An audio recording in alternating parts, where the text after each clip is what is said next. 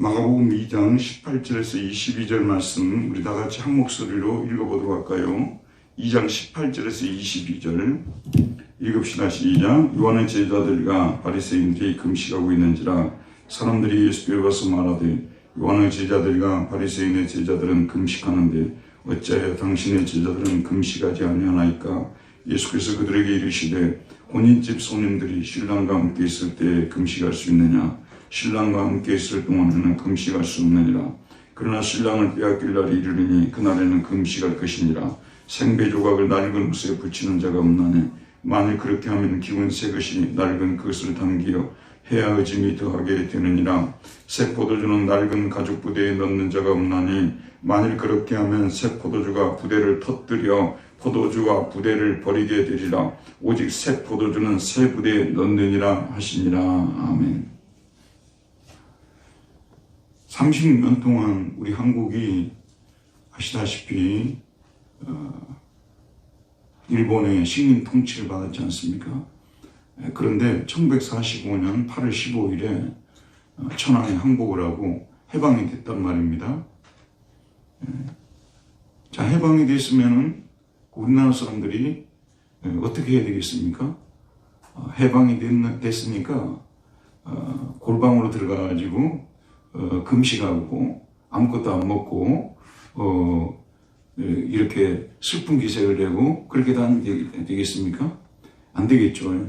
해방이 됐으면 모두 다 어디로 뛰쳐나와야 돼요? 해방이 됐으면 어디로 뛰쳐나와야 돼요? 거리로 뛰쳐나와야 되겠죠.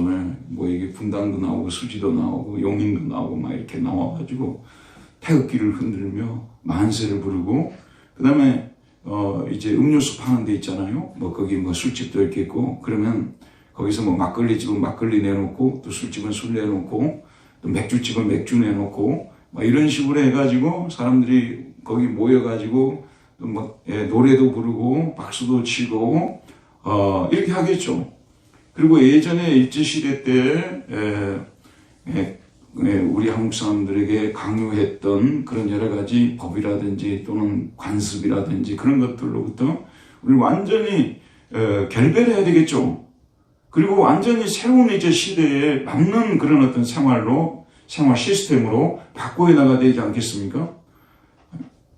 그렇게 되지 못한다면 이 한마디로 말해서 정신적으로 지금 현재 그 온전한 상태가 아니죠. 아무리 해방됐다고 하지만 해방 안 됐어요 이렇게 하면서 우리는 그때가 좋았어, 막 그때식으로 살 거야, 막 이렇게 한단 말이에요. 그러면 누가 볼 때 이분은 지금 현재 상황 파악을 정상적으로 파악할 수 없는 정상인이 아니구나 이렇게 생각할 수 있지 않습니까? 그렇습니다. 예수님께서 이 땅에 오셔서 완전히 새로운 시대를 가지고 왔어요. 완전히 새로운 시대를 가지고 왔어요. 그런데 새 시대를 열었죠. 바로 천국의 새 시대를 열어주었단 말입니다. 그런데 당시에 그 유대교 전통에 있었던 사람들은 바리새인이라든지 사두개인이라든지 레위인이라든지 뭐 제사장들이라든지 이런 사람들은, 서기관들 이런 사람들은 여전히 유대교의 맥락에서 유대교의 한 분파 정도로, 또 유대교를 어느 정도 뭐 개혁하거나 쇄신하는 정도로 예수님을 바라본 것이지, 전적으로 새로운 세대를 가져온 그 유대교와는 전적으로 한마디로 다른 종교를 가지고 오신 예수님에 대해서, 하늘나라 천국을 이 땅에 가져오신 예수님에 대해서 이해를 못하고 있는 거예요. 그러니까 지금 현재 구약의 이스라엘 백성들이 그처럼 기다리던 메시아가 오셨고 메시아를 통해서 천국이 이 땅에 임했단 말입니다. 그러면 드디어 잔치의 시대가 벌어져야 되지 않냐 그 말이에요. 이제부터는 주님과 함께 말씀 안에서 잔치하는 시대로 들어가줘야 되는데, 여전히 옛날 유대교의 전통에서 여전히 예수님을 바라보고 또 예수님이 가져온 새로운 시대를 바라보기 때문에 지금 오늘 마가복음 2장부터 시작해서 오늘 말씀도 그렇고 다음 주에 우리가 배울 또 안식일 논쟁도 그렇고 계속해서 이 예수님과 그 바리새인들과의 논쟁이 계속 되어지는 거예요. 새 시대가 됐는데 여전히 일제시대라고 우기는 거예요.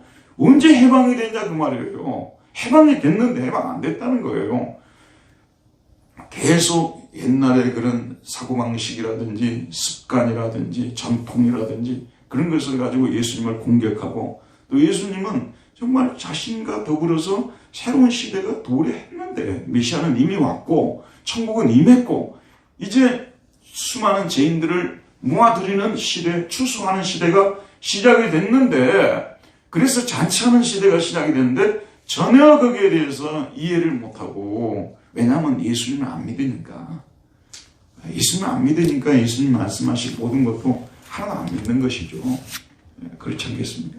그러니까 예수님을 정말 새 시대를 가져오신 하나님의 아들로서, 메시아로서 그들이 받아들였다면 예수님의 말씀도 받아들이고 모든 행동들도 다 좋아 보여. 예전에 제가 중학교 때 자취를 한 적이 있었어요. 이제 그 당시 우리 섬에는, 우리는 그때 섬이었거든요. 섬에는 중학교가 없었어요. 초등학교만 있고, 그 당시 국민학교라고 했죠. 없어가지고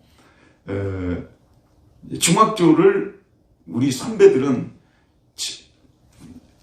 정말 아침 새벽에 일어나가지고 한 2시간 걸어서 가야 될, 배까지 타고 가야 될 그런 중학교를 다녔어요. 근데 우리 때는 그나마 그보다는 조금 가까운데 육지에 중학교가 생긴 거예요. 그러니까 아침 일찍 일어나가지고 배 타는 데까지 열심히 올라갑니다. 근데 그 당시는 그 당시 사공이라고 그랬거든요. 사공. 이 사공이 사공 마음대로 하는 시대였어요. 사공이 어제 저녁에 술을 좀 심하게 드시고 늦잠을 주무시면 아침 우리 모두가 지각해요. 우리 모두가 지각해요. 또 심지어는 어떤 때는 지각하기를 바라고, 안 오고 사공이 안 오기를 바래요. 왜냐하면 그날 학교 안 가니까. 3년 동안 그렇게 통학을 했거든요. 네, 그런 시대가 있었어요. 근데 내가 이 얘기를 뭐하러 꺼냈는지 모르겠네. 뭐 하려고 분명히 꺼냈는데, 예? 우리도 몰라요. 그렇습니다. 어쨌든, 이 나중에 잘라야 되겠네. 아무튼 지금 새로운 시대가 도래를 했는데, 여전히 옛 시대의 생각 속에서 이렇게 판단하고 그러기 때문에 힘들다, 그런 말씀입니다. 자, 그러면은 우리 한번 1번부터 공부를 해보도록 하겠습니다. 1번 읽읍시다. 시작. 예수님 당시에 어떤 사람들이 금식하고 있었습니까? 사람들이 예수께 와서 뭐라고 말했습니까? 예, 요한의 제자들과 바리새인들이, 그 밑에 보면 또 바리새인의 제자들은 금식하는데, 이게 요한의 제자들과 바리새인들, 또 바리새인의 제자들은 금식하고 있었습니다. 그런데 금식하는 것이 여러분, 금식하는 것이 꼭 나쁜 건 아니지 않습니까? 구약 성경에 보면 대속죄일, 7월달이거든요. 1년에 한 차례씩 대속죄일이 있었어요. 7월달에 1년에 한 차례씩 대속죄일이 있었다고요. 그때는 금식을 하라고 했어요. 사실 율법에 금식을 딱 제정한 곳은 대속죄일에 금식하라는 것밖에 한 군데밖에 없어요. 이건 학자들이 다 찾아낸 거예요. 구약에서 금식을 하라고 한 경우는 대속죄일. 그때는 제사장을 비롯해서 모든 백성들이 이와 같이 그동안 그 속죄하지 않은 그런 것들에 대해서 한마디로 말해서 이제 전부 모여가지고 그 한꺼번에 청산하는 그런 날이었죠. 그걸 대속죄일이라고 했지 않습니까? 그때만 금식하게 되었는데, 여러분들이 구약을 읽어보게 되면 느헤미야도 금식하고, 그 다음에 또 에스더도 금식하고, 또 다윗도 범죄한 후에 금식하고, 그렇게 이 금식이 또 회개와 겸손의 표시로서 금식들이 있어 왔었어요. 근데 그런 것들은 율법에는 이렇게 명한 것은 아니지만 자발적으로 금식을 했던 것입니다. 하나님께 더 자기의 죄를 이렇게 뉘우치고자 하는 표시로서 금식을 했고, 또 하나님 앞에 더 뭔가 요구를 할 때 더 낮아진 모습을, 마음을 드러내기 위해서 금식을 했다, 그런 말씀입니다. 그런 금식을 예수님께서는 문제 삼는 것은 아니에요. 그리고 그런 금식은 예수님 당시뿐만 아니라 오늘날도 여전히 회개의 표시로서 또는 겸손의 표시로서 금식을 하는 것은 오늘날 우리 복음 안에 있는 그리스도인들도 여전히 우리에게도 유효하다는 그런 말씀입니다. 여러분도 너무 마음이 심란하고 고통스러울 때는 금식하면서 기도하고 싶은 마음이 생기지 않습니까? 매번 그런 것은 아니지만 지금 우리는 잔치 시대에 들어와 있지만 그럼에도 불구하고 우리 옛사람을 가지고 있기 때문에 우리가 이 세상 안에 살고 있기 때문에 속상한 일도 많고 고통스러운 일도 많고 해서 하나님께 더 가까이 가고자 또 슬픔을 표현하고자 이렇게 금식을 하는 그런 경우들이 있단 말입니다. 알겠죠, 여러분? 근데 여기 지금 바리새인들이 금식하는 이 금식은 이 어떤 금식이나 자신들의 의로움을 과시하고자 사람들에게 나타나고자 하는 그런 금식입니다. 오히려 또 이 금식을 의인됨의 표지로서 아까 말한 회개와 겸손의 표시로서의 금식은 죄인됨의 표시로서 금식을 하는 것인데 이거는 자신들이 의인들이라는 것. 다른 죄인들은 금식을 안 해요. 자신들만 금식을 한다는 거예요. 이걸 통해서 자신들이 영적으로 정말 의로운 사람들이라는 것을 과시하는 거 아니겠습니까? 여러분, 대표적으로 신약 성경에 나타나 있는 이 과시하는 그 모습이 어디에 나타나 있습니까? 누구의 기도에 나타나 있어요? 누가복음 18장에 바리새인과 세리의 기도가 나오죠. 바리새인과 세리의 기도. 그 부분을 우리 한번 찾아봅시다. 누가복음 18장입니다. 이미 알고 있지만은 한번 읽어보면 더 정확하게 이해가 될 것입니다. 누가복음 18장이에요. 125쪽, 신약 125쪽입니다.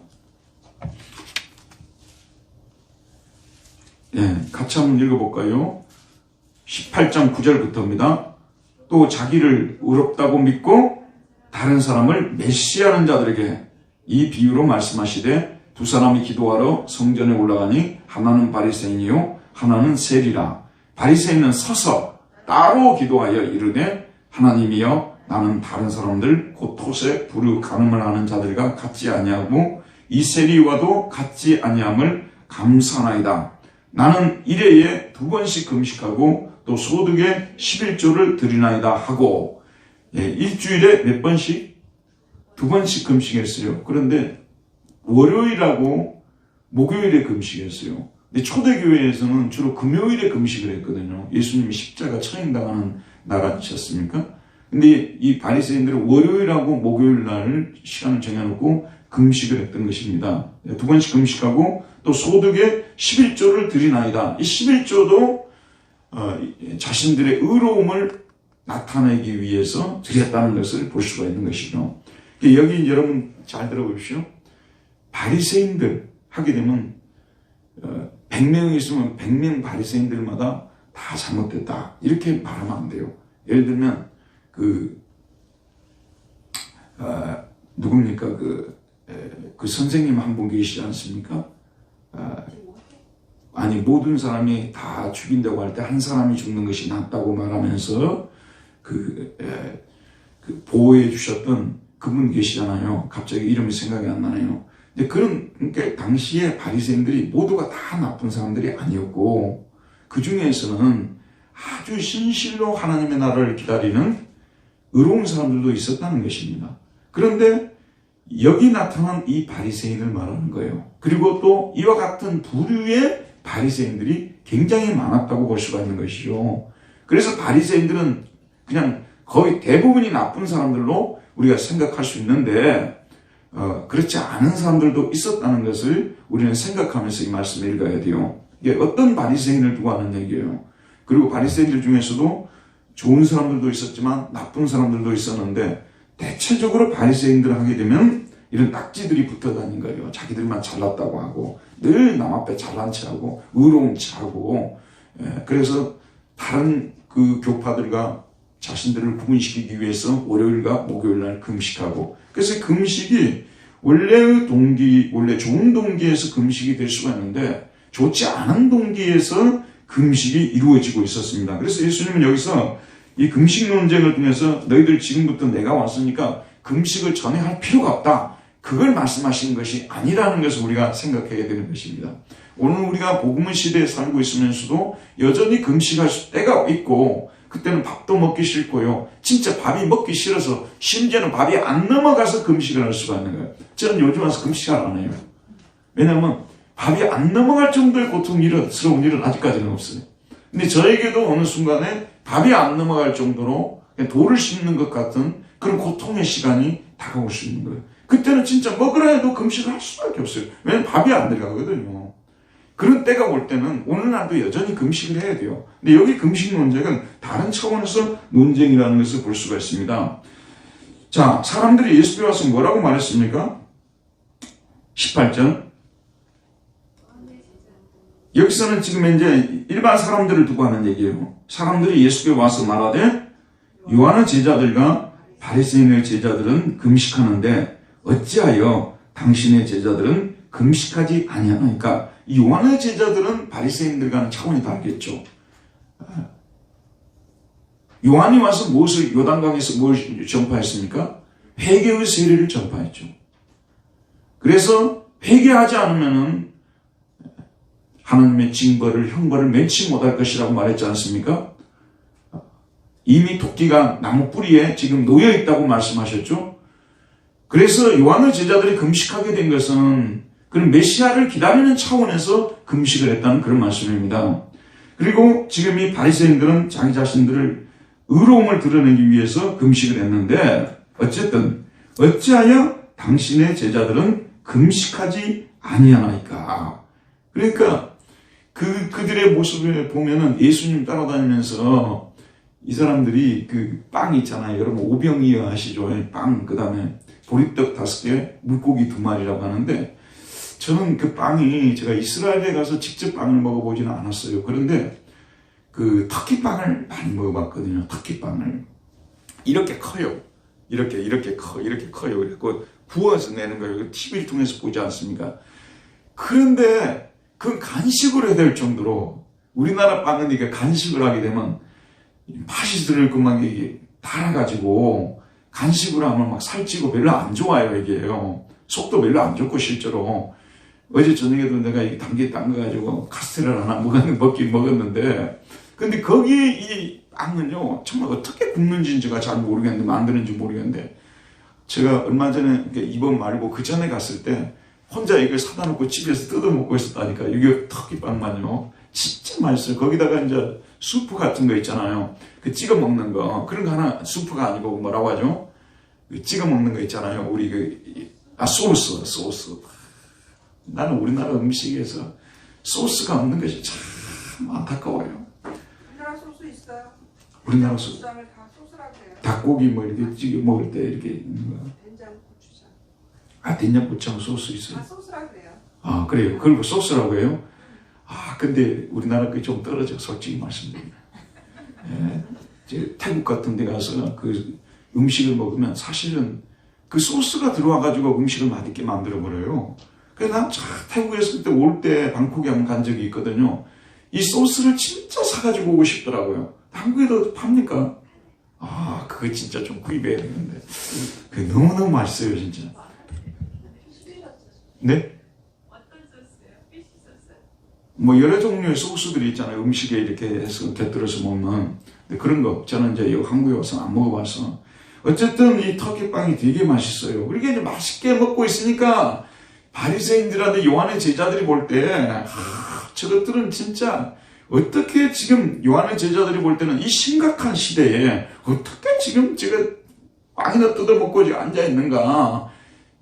기분이 별로 안 좋았다고 생각이 들어요. 또 바리새인들의 제자들은 저들은 완전히 먹는 밖에 모르는, 이럴 때는 앞에다가 철하고 있었는데 철을 내야 되잖아요. 처먹는 것밖에 모르는 저런 정말 저급한 인간들 하면서 경매를 했을 거예요. 진짜 그렇게 생각해요. 경매를 했을 거라고요. 자, 그렇습니다. 그런데 어찌하여 당신의 제자들은 금식하지 아니합니까? 그렇게 질문했습니다. 자, 그러니까 2번을 보도록 합시다. 예수님께서 그들에게 무엇이라고 대물었습니까? 19절. 예수께서 그들에게 이르시되 혼인집 손님들이 신랑과 함께 있을 때 금식할 수 있느냐? 신랑과 함께 있을 동안에는 금식할 수 없느니라. 예. 혼인집 손님들이 신랑과 함께 있을 때 예수님께서 이 땅에 오셔서 천국이 임하게 했지 않습니까? 그래서 이 천국을 상징적으로 보여주는 행위가 뭐냐면 잔치입니다. 잔치. 그래서 우리가 보통 뭐라고 합니까? 천국 잔치라고 하지 않습니까? 여러분이 제일 잘하는, 제일 먼저 접한 잔치가 가나의 혼인잔치 아닙니까? 그 물로 포도주를 만드는 그런 기적을 통해서 그 혼인잔치를 더 기쁘게 만드셨던, 축제로 만드셨던 그 유명한 가나의 혼인잔치 아니지 않습니까? 근데 그 가나의 혼인잔치는 예수님께서 이 땅에 오심을 통해서 천국이 임했다는 것을 상징적으로 보여주는 행위였다는 것. 그러니까 천국은 뭐 하는 곳이냐? 잔치하는 곳이라는 거예요. 그러니까 여러분도 잔치하는 데 가면 기분이 좋아요? 안 좋아요? 기분이 좋죠. 그래서 맨날 잔치만 했으면 좋겠다는 생각도 들죠. 여러분이 음식을 준비하지 않는 선에서요. 본인이 그 음식까지 다 준비해보면 그건 잔치가 아니에요. 요즘은 이제 주문해서 하기 때문에 진짜 잔치가 벌어질 수 있고, 심지어는 명절에도 요즘은 그 시골 같은 데도 음식 안 만드는 분들도 많아요. 그래가지고 그냥 식당 같은 데 가서 주문해가지고 거기서 그냥 먹고, 난 그건 너무 잘하는 것이라고 생각해. 예전에 우리 집사람도 보면 여기서 내려가는 그 순간부터 올라오는 그 순간까지 일만 하고 있어요. 진짜 그랬다니까요, 진짜. 근데 우리 여동생들이 있는데 이상하게 우리 집에 오면 일을 안 해요. 계속 언니만 일하게 하고 자기들은 전혀 일 안 해요. 딱 늦게 다 만들어 놓으면 당도 하셔서 음식만 딱 드시고, 근데 우리 집사람은 몇 차례 그랬어요. 어머니 돌아가시기 전까지도 계속 내려갔다 하면 올라오는 그 순간까지 음식만 만들어요. 그게 무슨 잔치입니까? 그러니까 추석이라든지 설날 이런 거 지긋지긋하지 않겠어요? 솔직히 말씀드리면. 또 갈 때요, 선물을 또 준비해야 되기 때문에 이것도 또 상당히 머리를 많이 써야 되고 복잡해요. 보통은 또 어떻습니까? 그런데 무슨 잔치란 말을 쓸 수 있겠어요? 그래서 요즘은 이제 많은 사람들이 생각이 바뀌어가지고 이제는 제발 좀 우리가 이렇게 허례허시 이런 어떤 잘못된 전통에 구애받지 말고 살자 해서 그냥 잔치를 잔치답게 하자, 이렇게 지금 나 이런 게 되게 바람직한 거라고 생각해요. 정말 바람직해. 식당에 가서 밥 먹으면 돼요. 뭘 집에서. 근데 또 그게 참 희한하더만요. 진짜 이제 잔치도 없어지고, 근데 이제 추석 되고 설날 되니까 그런 음식들이 삼삼하게 그리워지더라고. 이게 인간이 죄인 아니겠어요? 그 명절 때 먹었던 그것들이 은근히 또 이게 이래 되더라. 인간이 그냥 만족이 없잖아요. 근데 어쨌든 예수님께서 이 땅에 가져오신 천국은 잔치하는 곳이에요. 잔치하는 곳. 천국 잔치를 예수님께서 베푸신 것이거든요. 근데 지금 메시아의 시대에 대해서 잔치의 시대가 될 것이라는 것은 이미 구약성경 여러 곳에서 예언되었었어요. 메시아의 시대가 잔치의 시대가 될 것이라는 것, 그분이 오심을 통해서 천국이 임하고 잔치의 시대가 펼쳐질 것에 대해서 이미 여러 곳에서 예언했는데, 여러분, 내가 이렇게요, 나름대로 좀 이렇게 가르치는 일을 좀 해보고 그러지 않습니까? 여러분, 아무리 학생이 똑똑해도요, 선생이 잘못 가르치면요, 좋은 선생님을 만나지 못하면 그 학생이 똑똑해질 수가 없어요. 예전에 여러분 서울에 그 명문고등학교가 있었지 않습니까? 그런 데를 보면 당대 최고의 선생님들이 거기 가 있어요.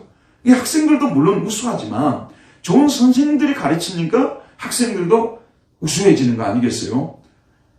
이 지금 현재 유대교 랍비들 있지 않습니까? 이 사람들이 구약을 멍청하게 본 거예요. 구약을 그냥 문맥 속에서 자세히 이렇게 읽으면 이사야서라든지 다 이런 데서 잔치 시대가 도래할 것에 대해서 많이 예언하고 있어요. 그걸 볼 수가 있는데, 이 사람들은 눈에는 그냥 잘못된 그냥 안경을 쓰고, 율법이라는 안경을 쓰고, 다 이 구약을 해석하니까 이런 잔치가 하나도 안 보이는 거예요. 메시아의 시대가 기뻐 뛰는 시대가 될 것이라는 거, 먹고 마시고 즐거워하는 시대가 될 것이라는 걸 이 사람들의 눈에는 전혀 안 보이는 거예요. 여러분, 이 성경은 한 권밖에 없어요. 근데 누가 해석하느냐에 따라서 이 성경은 그야말로 엄청나게 달라져 버립니다. 이 성경을. 근데 구약에서는 율법의 렌즈로서만, 이 안경을 끼고서만 성경을 봤지 복음의 안경을 끼고 보지를 못했어요. 율법이라는 것은 뭐냐면 복음의 시대가 도래하기 전에 임시적으로 시행되었고 주어졌던 그것이 율법이고 율법의 시대였어요. 이거는 항상 잠정적이었고 끝날 시대가 다 이게 딱 정해져 있었던 거예요. 메시아 올 때까지만. 메시아 올 때까지만 그런 거예요. 메시아가 온과 동시에 율법의 시대는 끝난 거예요. 율법으로 구속을 받던 시대는 끝났어요. 알겠죠, 여러분? 여러분도 지금 현재 율법으로 구속을 받는 사람들은 아니에요. 율법을 유용하게 사용하는 사람들은 될 수 있을지언정 구속을 받는 사람들은 아니에요. 하다못해 일제시대에 모든 것이 좋지 않았지만 그 중에 정말 좋은 제도가 있었다면 해방이 된 이후에도 우리가 그것을 유용하게 사용할 수는 있잖아요. 그런 제도나 그런 법에 우리가 구속될 필요는 없잖아요. 이해하시겠죠? 하지만 그것이 새로운 시대가 도래했다 하더라도 옛날에 이번에 어떤 후보가 박정희 시대에 했던 그런 어떤 제도나 그런 것이라 하더라도 좋으면 갖다 쓰겠다고 이런 어떤 진보적인 그 후보가 그런 얘기를 했지 않습니까? 그와 마찬가지예요. 그러니까 율법은 우리가 유용하게 사용할 수 있는 거예요. 율법에 구속은 되지 말아야 돼요. 여러분, 우리는 율법에서 벗어난 사람들이에요. 이걸 여러분 잘 알고 있어야 됩니다. 그러니까 지금 현재 우리가 유월절 지킬 필요가 있습니까? 없습니까? 초막절을 지킬 필요가 없죠. 그 다음 우리가 제사 드린다고 양 잡고 소 잡아서 할 거예요. 이번에요. 제가 독일에 갔는데 우리 아들이 아빠 일곱 교회 중에 버가모라는 데가 있었어요. 근데 이 버가모가 당시에는 터키에 있는 지역이잖아요. 근데 당시에 예배소 그 다음에 버가모 할 정도로 버금갈 정도로 여기도 엄청난 신전이 있었고 여기도 도서관이 있었고 황제도 방문하고 굉장한 도시였어요. 버가모가. 그 당시 버가모에 있는 박물관 있잖아요. 도서관. 그것이 세계에서도 가장 말하자면 큰 도서관 중에 한 도서관이었어요. 그래서 그 버가모가 엄청난 곳이었는데 독일 사람이 19세기에 그 버가모 유적을 발견한 거예요. 그래가지고 그걸 재현을 시킨 거야. 재현을 시켰는데 이번에 가보니까 그걸 파노라마로 만들어가지고 테크닉이라는 것이 그래서 중요하더라고. 기술이라는 것이요. 이게 1층, 2층, 3층, 4층, 5층, 6층, 7층 정도로 만들어놔요. 그리고 이제 화면이 이렇게 쭉 돌아가면서 이렇게 펼쳐지는 거예요. 그러면 이제 1층에서 볼 때하고 2층에서 볼 때하고 3층에서 볼 때 4층에서 5층, 6층, 7층에서 보는 진짜 기가 막히더라고요. 버가모를 보는 거예요. 그 당시 버가모를 재현시켜 놨어요. 그래서 이게 파노라마로 보여주는 건데 그런데 거기에 보니까 당시 신전을 보여주는 거예요. 여러분 이제 내 얘기 우리가 많이 들었잖아요. 근데 실제로 그 제사장들이 서서 막 때려잡고 그 다음에 더 재밌는 게 뭔지 아세요? 사람들이 그 제사 드리려고 저까지 저기 수지까지 줄을 선 거예요. 여기서부터 이 제사 드리려고 바깥에서 제사장들이 서 있잖아요. 그러면 수지까지 줄을 서 있는 거예요. 왜냐하면 이제 제사를 양과 소를 가지고 와서 드려야 되잖아요. 그러니까 또 옆에서 돈 바꾸는 데도 있고 또 여러 가지 이것도 도와주는 장소들이 또 여기 많아요. 이 주변에 하나의 큰 성전 문화를 형성하고 있더라고요. 그래서 직접 그냥 때를 잡아가지고 피가 막 흘려져 있고 막 그런 걸 보여주는데 내가 그 카메라에 다 담아 가져왔는데 오늘 또 카메라 안 가져와 봤네. 근데 진짜로 멋있었어요. 여러분 진짜 멋있더라고요. 난 처음에 우리 아들이 그거 소개할 때 뭐 별것이 없는 것이라고 생각했거든요. 근데 가서 보니까 정말 기가 막히더라고요. 여러분 한번 생각해 보세요. 나는 그 시대에 태어나지 않은 것에 대해서 너무너무 감사해요. 자기 지혜를 속하겠다고 집에서 키우는 양을, 그것도 흠 있는 양은 안 되잖아요. 흠 없는 양을 가지고 왔대요. 데리고 와고 줄 서서 있어요. 줄 서가지고.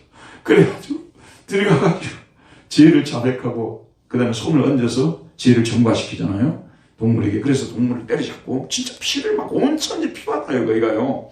흘려가지고 그걸 제단에 드리고 이걸 보니까 예수 그리스도를 믿음으로 우리는 예수의 피를 믿음으로 우리는 제사함을 받지 않습니까? 진짜 이것이 너무 쉽게 제사함을 받으니까 감격이 없는 거야. 진짜 구약시대를 재현해서 진짜로 데려와가지고 때려서 그냥 자기 죄를 자백하고 이와 같은 과정을 우리가 거치면 예전에 강문호 목사님이라는 분이 계셨어요. 그분이 그걸 재현하는 일을 계속했어요. 성막을 직접 만들어 놓고 사람들한테 실제 그 구약 성도처럼 해보게 하는 거예요. 한때 그분이 그 성막으로 굉장히 유명한 분이었어요. 강문호 목사님이라는 분이요. 근데 우리 시대도 그게 사실은 좀 필요한 것 같아요. 우리도 그런 기회가 있으면 한번 해봐야 될 것 같아요. 확실한 것은 뭐냐면 너무 복잡하다는 거예요. 너무 복잡하고 그런 시대.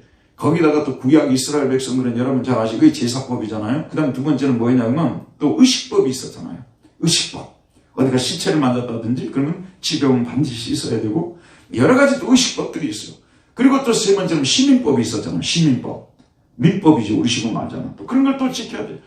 아이고 율법에서 벗어났다는 나는 이 말씀이 생각만 해도 복음이에요. 기쁜 소식이에요. 해방의 소식이에요. 그 시대에 태어나지 않음을 인하여 진심으로 감사합니다. 진짜. 1959년에 제가 태어났잖아요. 그래도 60년대, 70년대까지는 상당히 인생이 고달팠어요. 너무너무 먹고 살기가 힘든 시대였고, 그래서 매번 학교 갔다 오면 산에 나무하러 다니고, 바다에 뭐 이렇게 또 뭐 건지러 다니고 뭐 그런 시절이 있었거든요. 근데 그 시절은 그나마 오늘날 정말 낭만으로 남아있어요. 그런 낭만을 있을 수가 없어요. 우리는 또 섬진강 아니에요? 강중에서 가장 아름다운 섬진강. 그것도 섬진강 최하류에 제첩 있잖아요. 그거는 우리가 그냥 뒤에 돌아가가지고 그냥 손으로 이렇게 가져오는 것이 제첩이었어요. 그 제첩국을 우리가 끓여 먹고 살았어요. 아구 알죠, 여러분? 아구찜. 그거는 그냥 선창에 가면은 그냥 이렇게 가요. 전어 알죠, 전어. 전어 500원어치만 사면 이 바켓스에 한 바켓스 줬다니까. 이게 그 당시에요. 전어 빼들이 들어닥쳐가지고. 지금은 진짜 낭만이야, 낭만. 근데 이런 낭만은 좀 나름대로 좀 힘들긴 하지만 또 가져볼 만하잖아요. 근데 구약의 율법 시대에 태어났다는 것은 낭만이 아니야, 그거는. 사람이 진짜 못할 일을, 나같이 게으른 사람은 진짜 지옥 갔을 것 같아요. 난 진짜 지옥 갔을 것 같아요. 그 게을러가지고 그거 못할 것 같아요. 또 성격이 급해가지고 줄 끝까지 못 서 있었을 것 같아요, 저는. 아니, 진짜 저는요, 상상을 초월해. 여러분 그 파노라마를 한번 보면, 이게 이제 층마다 올라가면서, 이게 테크닉, 어마어마한, 층마다 올라가면서 광경이 달라져 버리는 거예요. 펼쳐지는데, 어마어마하더라고요, 여러분. 근데 그거 보면서, 저쪽을 계속 그 제사드린 쪽을 바라보면서 저 시대에 태어난 걸 감사합니다. 그렇게 했습니다, 여러분. 이런 시대를 끝내고자 예수님께서 오셨잖아요. 그리고 이제는 뭐냐면 더 이상 금식하지 않고 잔치하는 시대를 열어준 것인데 이 사람들은 여전히 그 시대적 렌즈를 끼고 여전히 그 시대 사람들로서 예수님을 바라보니까 전혀 예수님의 이 행위가 이해가 안 되는 거죠. 지금 우리는 얼마든지 이해가 되잖아요. 그래, 잔치하는 게 최고잖아요. 여러분도 지금 사는 목적이 뭐예요? 이 예배 시간 끝나고 나서 맛있는 커피를 끓여놓고 아니면 커피숍에 가서 조용히 앉아서 차 한잔하고 그 다음에 또 마음에 맞는 사람들 만나가지고 또 뭐라고 떠들고 그리고 집에 와서 또 전화하시고 이런 재미로 인생 사는 거 아니에요. 근데 이런 인생을 이런 식으로 못 살게 만들어 놔버린 그런 어떤 제도에서 여러분 그런 나라에서 태어났다고 생각해 봐요. 얼마나 고통스러운가. 지금 현재 예수님이 이런 시대를 지긋지긋한 시대를 끝내게 오신 거예요. 진짜 지긋지긋. 나는요 율법의 시대는 난 죽었다 깨나도 나는 거기에 안 들어가고 싶어요. 정말로 그런 시대에 안 살고 싶어요. 우리가 주님이 기뻐하는 그 율법의 정신은 하나님 사랑, 이웃 사랑 아니에요? 결국은 하나님 사랑, 이웃 사랑을 가르치기 위해서 율법이 들어온 것이거든요. 그런데 그 율법 조문 자체가 우리를 구속을 해버렸단 말이에요. 정신은 사라져버리고 목적이 사라져버리고 얼마나 비참한 인생이 되는 거예요. 그래서 저는 우리 주님께 너무나 감사드리는 것이 이런 시대에 태어나지 않게 하시고 이 천국 잔치의 시대에 태어나게 하셨다는 것이 너무나 감사합니다. 자, 그러면서 뭐라고 말씀하셨어요? 손님들이 신랑과 함께 있을 때에 지금은 이제 예수님 오셔서 잔치 시대를 열어주었어요. 근데 이때 금식할 수 있느냐 그 말이에요. 금식할 수 있어요 없어요? 이때는 금식 지금 그 혼인집에서 잔치가 벌어지고 있는데 자기 혼자 나는 금식하겠다 안 먹고 앉았어요. 얼마나 이게 안타까운 일입니까?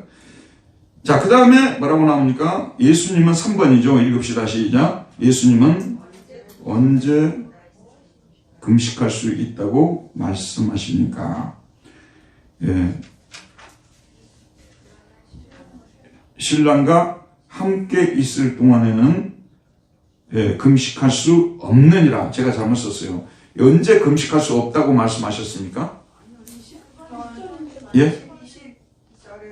20절에 20절 아니에요? 예, 3번이 20절이에요. 그러니까요. 있다고. 금식할 수 있다고. 그렇죠. 맞습니다. 언제까지, 언제 금식할 수 있다고 했죠? 예, 신랑을 빼앗길 날. 여러분이 신랑이 빼앗길 날이 언제인 줄 아시죠? 언제를 말씀하시는 거예요? 예, 십자가 고난을 당하는 지금 그때를, 예수님은 천국 잔치에 신랑으로 오셨는데, 언젠가는 얼마 안 있어서 체포되어서, 십자가에 못 박혀 돌아가실 것을 미리 예언해 주고 있는 것이죠. 미리 말씀해 주시고 있는 것이죠. 그때는 제자들이 너무 슬픈 일을 당했기 때문에 어떻게 할 수밖에 없는 거예요? 금식할 수밖에 없는 것이죠. 근데 그 금식도 오래 가지 않습니다. 이미 시대는 열렸어요. 그래서 그 시대를 연 사람이 돌아가셨다고 하셔서 그 시대가 또 끝나버리는 건 아니잖아요. 이해가시죠? 새로운 시대를 열었던 분이, 예를 들어서 독일이 통일될 때 당시에 결정적인 역할을 했던 사람이 90kg도 넘는, 아마 100kg도 넘는 사람일 거예요. 헬무트 콜이라는 수상이었어요. 몸이 이래요. 헬무트 콜이라는 수상이. 근데 그 사람이 통일을 고르바초프하고 이렇게 협상을 해가지고 통일을 시켰단 말이에요. 독일 통일을 이룬 사람이 헬무트 콜 아니었습니까? 그 사람이 얼마 안 가서 이 정치자금법에 걸려가지고, 오늘 우리 지금 말하자면 정치자금을 받는데, 이 법을 지키지 않고 불법으로 받은 거예요. 근데 그것이 문제가 돼가지고, 당시에 집권당이 체데우라고 하는데 굉장히 코너에 몰렸어요. 근데 그때 누가 나타나면 앙겔라 메르켈, 그 수상이 나타났어요. 여자 수상. 16년 동안 하시다가 얼마 전에 퇴임한 분이 있잖아요. 근데 그 메르켈이 코를 보호해주질 않았어요. 오히려 코를 쳐버렸어요. 그리고 메르켈 시대를 연 거예요. 메르켈은 누가 키웠냐면, 메르켈을 누가 키웠냐면, 헬무트, 아까 말한, 누구죠? 전 수상? 헬무트 콜이 키웠어요. 근데 그런 일이 있었어요, 독일에요. 그래서, 일단은 갔잖아요. 콜은 없어졌잖아요. 일반인자 그냥 대통령 수상직을 그만뒀죠. 하지만은 통일이라는 것은 여전히 가는 것이고, 이해하시겠죠? 무슨 말씀인지 알겠죠? 그리고 이제 그 다음 또 수상이 등장할 거예요. 메르켈이 등장했고 더 좋은 독일을 만들었잖아요. 마찬가지예요. 들어보세요, 여러분. 십자가에서 신랑을 잠시 뺏겼어요. 하지만은 곧 얼마 안 돼서 예수님께서 부활 승천하시면서 하늘에서 누구를 보내주신 거예요? 성령을 보내주신 거예요. 독일로 가서는 메르켈이 등장했다는 것이 독일로서는 지금의 이제 관점에서 볼 때는 훨씬 더 좋은 선택이 되었다는 말씀이 되겠죠? 마찬가지로 예수님이 떠나시고 성령의 오심을 통해서 더 좋은 시대가 펼쳐지게 된 것이에요. 그래서 이 성령을 술에다가 비유를 했잖아요. 성령님은 사람을 갖다가 열광을 시켜버리는 거예요. 마치 술이 들어오게 되면 우리가 막 취해가지고, 하기야 여러분들은 술을 안 취해보셔가지고 전혀 이해를 못하시는 분들이 많겠네요. 근데 술에 취해가지고 그야말로 그냥 기뻐서 뛰노는 그런 시대를 성령의 오심을 통해서 열려지지 않았습니까? 그러니까 잠시 동안 금식한 거예요. 잠시 동안 금식하게 된 거죠. 이해하시겠죠? 지금 그런 것을 예수님께서 지금 이 비유를 통해서 사실 말씀하고 있는데, 그 앞에서 듣고 있는 사람은 예수님 빼고 아무도 이해를 못했겠죠? 우리야 지금 이제 전체 성경을 보고 이제 이걸 이해하니까 이해가 되지만, 그 당시에 예수님 말씀 들은 사람 중에 이걸 이해하는 사람 누가 있었겠어요? 제자들도 뭐 거의 이해를 못했겠죠. 근데 예수님 벌써 십자가의 죽음, 성령을 보내는 것까지 말씀하고 계시는 것입니다. 우리도 이 땅에 살아가면서 이것을 역사적으로 지금 현재 우리는 어디에 살고 있습니까? 잔치시대에 살고 있는. 우린 천국의 백성이 됐고 천국에 들어와 있고, 혼인집 잔치에 예수님을 신랑으로 모시고 잔치하는 그런 우리가 지금 교회 시대를 살아가고 있는데, 그럼에도 불구하고 때때로는 우리 신랑을 뺏길 날이 있다는 그런 말씀이 나오잖아요.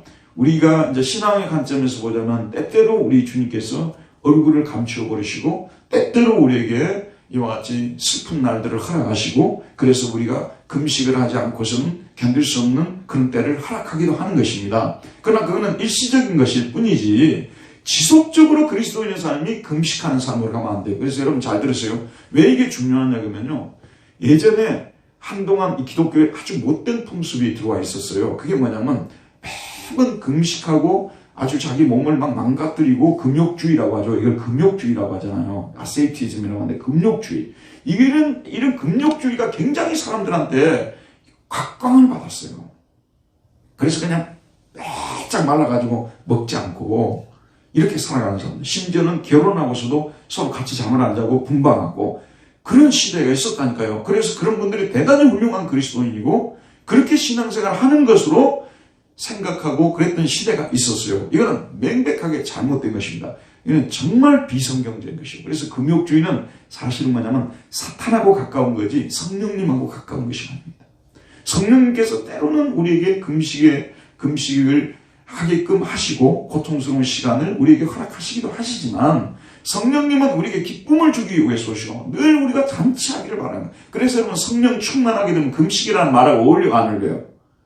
성령 충만하고 금식은 안 어울리죠. 그러니까 우리는 정말 주님 안에서 이렇게 말씀 안에서 진리 안에서 먹고 뛰고 이렇게 서로 교제하고 웃고 환하게 웃고 이것이 바로 우리 주님께서 가져온 시대라는 거, 이걸 말씀해 주고 있는 것입니다. 그 다음 몇 번입니까?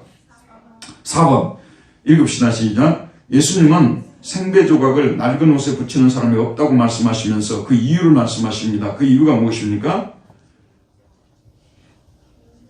생배 조각을 낡은 옷에 붙이는 자가 없나니 만일 그렇게 하면 비운 새 것이 낡은 그것을 당기어 헤어짐이 더하게 되느니라. 예수님 당시에 실제로 이런 일들이 일어나고 있었던 것이죠. 그런데 이 주석을 찾아보니까요, 생배 조각을 세탁하면 줄어든다고 합니다. 생배 조각을 세탁하면 줄어든다. 낡은 옷은 아무리 빨아도 줄어들지 않는다는 거예요. 생배 조각은 세탁하면 줄어드는데 낡은 옷은 아무리 빨아도 줄어들지 않습니다. 그래서 생배 조각을 낡은 옷에 붙이는, 줄어드는 생배 조각을 줄어들지 않는 낡은 옷에 붙이게 되면 어떻게 된다는 것이죠? 새 것이, 이 생배 조각이죠, 낡은 그것을 당기어 헤어짐이 더하게 되느니라. 낡은 조각은 가만히 있는 거 아니에요? 이걸 줄어드니까 이걸 당겨가지고 헤어지게 만들어버린다는 그런 말씀이 되는 것이죠. 자, 여러분, 이건 무슨 의미로 말씀하시겠습니까? 예수님의 천국복음은 유대교 전통의 그릇에 담지 말아라는 거 아니겠습니까? 계속 충돌하는 거예요. 그 이후에 안식일 논쟁이 바로 이어지고 있습니다. 계속 충돌하는 것입니다. 예수님이 가져온 천국복음을 유대교 전통에다가 담으려고 하고 이걸 갖다가 서로 막 같이 뜯어 맞추려고 하는 거예요. 이해하시겠죠? 뜯어 맞추려고 하는 것입니다. 근데 뜯어 맞추려고 하는데 뜯어 맞춰질 수가 없는 거예요. 한쪽이 결국은 해하해져 버리는 것 아니겠습니까? 여러분, 자, 이렇게 예수님은 자신들의 그 유대교 전통에서 예수님의 말씀과 예수님의 행위들을 이렇게 생각하고 판단하고 그래서는 안 된다는 것을 말씀해 주고 있는 것이죠. 그 다음 것도 계속 봅시다. 5번. 예수님은 또한 새 포도주를 낡은 가죽 부대에 넣지 않는다고 말하면서 이유를 말씀하십니다. 그 이유가 무엇입니까? 여러분, 가죽 부대는 그 배너 같은 영화라든지 이런 걸 통해서 많이 보셨죠. 가죽 부대. 거기에다가 물을 넣기도 하고 우유라든지 포도주 이런 것을 넣고 다닌답니다. 가죽 부대예요. 저도 이런 거 참 설교하면서 직접 그런 데 가서 가죽 부대 한번 이렇게 들고 다니면서 먹고 마시보면 훨씬 더 실감 있게 설교할 수 있을 것 같은데, 이거예요. 근데 여기 보면 뭐라고 나오냐면, 새 포도주를 낡은 가죽 부대에 넣는 자가 없나니 만일 그렇게 하면 새 포도주가 부대를 터뜨려 포도주와 부대를 버리게 되리라. 대충은 이해가죠. 근데 이것도 정확하게 읽어줄게요. 이걸 연구한 사람이 쓴 말인데 정확하게 한번 읽어드리겠습니다. 새 포도주가 부대를 터뜨리는 이유는 이전의 발효로 인하여 최대한으로 느려져 있던 낡고도 약한 부대에 압력이 가해져서 새 포도주의 계속된 발효로 발생하는 압력을 더 이상 견딜 수 없기 때문이다. 부대는 이게 완전히 낡아버렸어요. 그런데 새 포도주가 거기서 발효를 내버리니까 부풀어져 버리니까 이게 못 견뎌갖고 터져버린다는 말씀 아니겠습니까? 그래서 예수님께서 여기서 율법을 낡은 부대라고 말하고 그 다음 복음을 뭐라고죠? 새 포도주라고 말씀하고 있다고 볼 수가 있겠죠. 율법의 틀 속에 복음을 넣으면 안 돼요. 율법의 틀 속에 복음을 넣으면 안 됩니다. 많은 사람들이 그 예수님의 가르침을 특별히 산상보훈 여러분 아시죠? 산상보훈. 마태복음 5장에서 7장까지 예수님께서 말씀하셨던 산에 올라서 가르치신 산상보훈 하시지 않습니까? 내 오른뺨을 치면은 왼뺨을 내주고 오리를 가져오면 십리를 가지고 이런 말씀 나오지 않습니까? 그 다음에 또 겉옷을 달라면 속옷을 주고 속옷을 달라면 겉옷을 주라고 했습니까? 이렇게 이제 예수님의 그 말씀들을 사실은 그거는 예수님께서 구약의 율법의 그 본래의 뜻을 예수님이 해석해 주신 것이거든요. 구약의 그 십계명을 비롯한 그 율법의 본래의 뜻을 예수님께서 정확하게 해석해 주신 거예요. 본래 이런 율법은 이러이러한 뜻이었다. 그래서 특별히 하나님 사랑, 이웃 사랑을 가르치는 것이었는데 이 사람들이 율법을 갖다가 변질시켜 버렸어요. 율법의 그 수준을 엄청나게 떨어뜨려 버리고 율법의 본래의 목적을 이 사람들이 잘못되게 만들어 버린 거 아니겠어요? 그래서 율법을 주신 목적이 무엇이냐? 예를 들면 살인하지 말라. 이거는 원래 율법은 뭐냐면 그 당시 이 사람들은 살인하지 말라면 직접 가서 살인하는 경우만 살인하지 말라로 율법을 그 수준을 떨어뜨려 버렸어요. 이해하시겠죠? 근데 본래 율법을 살인하지 말라고 할 때는 형제에게 나가라 하는 자도 공회에 잡힐 것이요. 이해가시죠? 욕하는 것도 결국은 살인이라고 말씀하셨어요.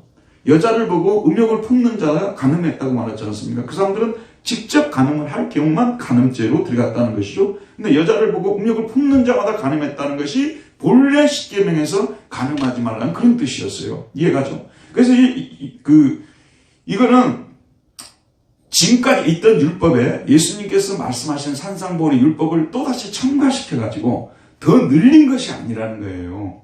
이해가죠? 그러니까 예수님께서 가져오신 복음은 이런 율법과는 차원이 다른 거예요. 율법의 모든 요약은 산상수훈으로 이제 이게 딱 요약이 된 거고요. 예수님이 가져오신 복음은 산상수훈이 복음이 아니에요, 여러분. 그걸 아셔야 되는 거예요. 산상수훈은 복음이 아니라니까요. 그래서 산상수훈이 복음이라고 또 생각해 버리게 되면은 산상수훈 자체를 우리가 뭐냐면 또 율법적으로 지켜야 우리가 구원을 받는다는 이런 얘기가 되어져 버리지 않습니까? 그런 율법이 율법, 여전히 율법이에요, 산상수훈은. 원래 율법의 본래의 정신을, 본래의 의도를 해석한 것이에요. 그게 율법이라니까요. 근데 예수님은 이 율법의 연장선상에서 산상수훈을 이야기를 하는 거지, 복음은 아니에요. 복음은 무엇입니까, 여러분? 복음은 예수님이 바로 복음이시고, 복음은 예수님의 십자가 부활을 믿는 자는 구원을 받는다는 것, 그것이 복음이에요. 여러분, 복음은 너무나도 돈 안 들이고 공짜로 받기 때문에 도저히 복음이라고 말할 수 없을 정도로 사람들이 이해하기가 어려운 거예요. 자기들이 아무것도 한 것이 없는데 하나님의 아들 예수님이 우리 대신 우리 죄짐을 짊어지시고 십자가에 못 박혀 돌아가시고 피 흘리고 그 다음에 죽었다가 다시 살아나셨다는 이 소식을 믿는 자는 죄사함을 받고 그 다음에 영생을 얻고 하나님의 자녀가 되는 권세를 얻고 영원한 천국에 산다. 세상에 이렇게 말도 안 되는 뻔뻔스러운 그런 얘기가 어딨냐는 거예요. 그래서 이 행위주의에 물들어 있는 이슬람교 계통이라든지 불교 계통이라든지 또는 유대교 계통에서는요, 제일 거리끼는 소식이 복음이에요. 그래서 바울이 로마에서 뭐라고 해서 십자가의 도가 유대인에게는 거리끼는 것이고 스캔들이에요. 스캔들. 그 정확하게 스캔들이에요. 그 다음에 뭐냐면 헬라인에게는 미련한 것이거든. 예수 그리스도를 믿는 우리에게는 하나님의 능력이 됨이라고 말했지 않습니까? 그게 지금 율법과 복음은 이게 하나로 조화가 되는 게 이게 조화가 될 수가 없는 거예요. 결국은 조화를 시키려면 뭣도 버리고 뭣도 버리는 거예요? 뭣도 버리고 뭣도 버리는 거예요? 막걸리하고 물을 섞었어요. 그러면 어떻게 되는 거예요? 막걸리하고 물을 섞었어요. 그럼 어떻게 되는 거예요? 물도 버리고 뭐죠? 막걸리도 버리는 거죠. 물도 버리고 막걸리도 버리고. 물은 물대로 마셔야 돼요. 그 다음에 막걸리는 막걸리대로 마셔야 돼요. 이해가죠? 섞으면 안 되는 거예요. 근데 나름대로 물은 물대로 용도가 있고 뭐죠? 그 다음에 막걸리는 막걸리대로 용도가 있죠. 근데 이 두 개를 다 자기 용도에 맞추어서 사용을 하게 되면 문제가 없어요. 율법은 우리 그리스도인에게 필요해요? 필요하지 않아요? 여전히 필요해요. 그 용도가 뭐냐면 우리의 죄를 비춰주는 거울이라고 했어요. 율법이 아니면 십계명이 없었으면 우리가 어떻게 우리의 죄가 이 죄라는 사실을 깨달을 수 있었겠습니까? 그래서 여러분이 잘 아는 대로 십계명을 전혀 모르는 그런 원시 부족들 있지 않습니까? 이런 분들은 우리가 볼 때는 말도 안 되는 행동을 하면서 그 사람들은 죄가 아니라고 생각해요. 내가 어느 교수님한테 들었거든요. 그분이 어느 부족을 방문했는데 그 부족의 전통은 뭐냐면 자기 와이프를 손님한테 접대하는 거예요. 그 아무렇지도 않고 최상의 접대라고 손님을, 우리가 볼 때는 우리는 뭐죠? 십계명의 일부 일체제를 얘기하지 않습니까? 말도 안 되는 행동인데 그런 행동을 하면서도 전혀 가책이 없는 것이죠. 이해하겠죠? 그러니까 율법도 버리고 복음도 버리면 안 돼요. 그러니까 여러분이 그걸 잘 알아야 됩니다. 율법은 지금도 우리 그리스도인에게 유용한데 이건 우리의 죄를 비춰주는 거울로서 우리가 날마다 율법의 거울 앞에 우리 자신을 비춰봐야 돼요. 내가 간음한 적은 없는가? 살인한 적은 없는가? 도둑질한 적은 없는가? 우상 숭배한 적은 없는가? 하나님의 이름을 망령될 그런 적은 없는가? 안식일을 기억하여 거룩히 지켰는가? 네 부모를 공경하는 말씀을 지켰는가? 늘 우리가 지켜봐야, 이거 비춰봐야 돼요. 왜냐하면 모든 율법은 십계명으로 요약됐기 때문에 십계명, 그래서 우리 그리스도인들은요, 종교개혁자들이 십계명 설교를 그렇게 많이 했어요. 저도 지금 십계명 설교를 해야 되는데 못하고 있는데 사도신경, 십계명, 주기도문 이거는 정말 강조를 했어요. 초대교회 때부터요. 올바른 교회는 항상 이걸 가르쳤어요. 십계명을 가르치지 않으면 죄가 죄로 드러나지 않잖아요. 죄인임을 깨닫지를 못하는 거예요. 십계명을 가르치지 않으면. 반드시 십계명을 가르쳐야 돼요. 그래서 지금 우리 믿는 자들에게도 여전히 십계명이 유효한데 그건 물로서 유효한 거예요. 그건 막걸리가 아니라는 거예요. 복음이 뭐라고요? 포도주. 포도주라고 합시다. 복음은 포도주라니까요. 복음이 들어오게 되면 물을 마시게 되면 취해요, 안 취해요? 안 취하죠. 포도주를 마시면 어떻게 되죠? 취해죠. 그럼 취한다는 말은 기분이가 좋아진다는 거죠. 기분이가 업그레이드 되는 거 아니에요? 그래서 갑자기 기분이 좋아지면서 유쾌해지고 또 행복감까지 느끼게 되고 그러지 않습니까? 잘 들어보시오. 복음은 포도주와 같은 거예요. 복음은 포도주. 그래서 가나의 혼인잔치에서 물로 포도주를 만들었죠. 예수 그리스도가 없는 삶, 율법 하에서 있는 사람들은 물같이 맹맹한 삶이에요. 그러나 예수를 믿고 영접한 사람은 포도주를 마시고 잔치하는 것 같은 그런 행복한 인생이 펼쳐진다는 것을 말씀해 주고 있는데 여러분 잘 들어보시오. 우리 기독교가 특별히 우리 한국 기독교는 처음에 들어올 때부터 율법적 기독교로 들어와 버렸어요. 왜냐하면 술 마시고 그 당시에 그 다음에 술 마시고 그 다음에 담배 피우고 그 다음에 화투 치고 이래갖고 폐가 망신하는 사람들이 너무 많았기 때문에 예수 믿는 것은 술 안 마시는 것이고 담배 끊는 것이고 화통 버리는 것이고 이런 것으로 가르치다 보니까 너무 율법주의로 가버린 거예요. 그리고 그 당시 들어왔던 선교사님들이 대부분 청교도적 전통 속에 있었거든요. 그렇기 때문에 엄격한 윤리를 강조하다 보니까 기쁨의 기독교가 없어져 버렸어요. 포도주 마시는 기독교를 없애버렸어요. 그래서 이 율법 복음이라는 것은 아무것도 한 것이 없는 나를 예수님 때문에 내가 이렇게 정말 행복하게 됐잖아요. 제사함을 받고 영원한 천국에. 이게 믿어지지가 않아요. 이게 믿어지지가 않아요. 내가 아무것도 한 것이 없는데 어떻게 내가 천국에 들어가 하나님 자녀가 돼서 아버지라 거기다 부르고 응답까지 받고 요구까지 할 수 있는지 상상할 수 없는 일이 벌어지게 된 거 아니에요. 그래서 아직까지도 오늘날까지도 이 복음은 수많은 사람들에게 이해가 첫째로 안 돼요. 그 다음에 받아들여지지 않아요. 모든 교회 다니는 분들이 복음을 받아들인 줄 알죠? 왜 안 받아들이냐니까 그거는 우리 일반적인 생각하고는 다르다는 거예요. 뭔가를 하고 받는 것은 내가 받겠다는 거죠. 아무것도 안 하고 받는다는 것에 대해서 도저히 이해가 안 되는 거예요. 도저히 이해가 안 되는 거예요. 이게요. 이해가죠? 도저히. 근데 여러분이 뭔가 하고 받는 것도 있지만 사실은 살아가다 보면 아무것도 안 했는데 뭘 갖다 주는 경우들도 있잖아요. 근데 기분 되게 좋죠. 우리 신권사님 요즘 빵을 독일빵식으로 만들어가지고 금요일마다 안겨주는데 저는 이제 말해놓고 잊어버리고 있는데 꼭 또 갖다 주세요. 집에 가서 먹으면 너무 행복해요. 너무 맛있고요. 이런 거예요. 이게 복음이라는 것은 내가 기대도 안 했는데 그저 그냥 내가 기대도 안 했는데 나한테 뚝 떨어져 버린 거예요. 그러니까 이거 한마디로 말해서 너무 엄청난 일이 일어나 버렸기 때문에 사람들이 못 받아들인 거예요. 그래서 수많은 특별히 종교가 강했던 나라들에서 산 사람들 있잖아요. 그런 사람들일수록 못 받아들인 거예요. 그래서 참 복음이 어렵습니다. 여러분, 이 율법은 물 같다고 비유하면 복음은 포도주 같은 거예요. 지금 현재는 물의 시대가 지나가고 뭐가 되죠? 포도주의 시대가 된 거예요. 예수님 뭐하러 오셨냐면 물같이 맹맹한 인생을 포도주로의 취향과 같은 행복한 인생으로 만들어주기 위해서. 그래서 주님을 만나고 주님의 말씀으로 이렇게 계속 교훈을 받고 주님의 말씀으로 가르침을 받고 주님과 동행하는 삶을 살게 되면 날마다 잔치하는 인생이 되어지는 거 아니겠습니까?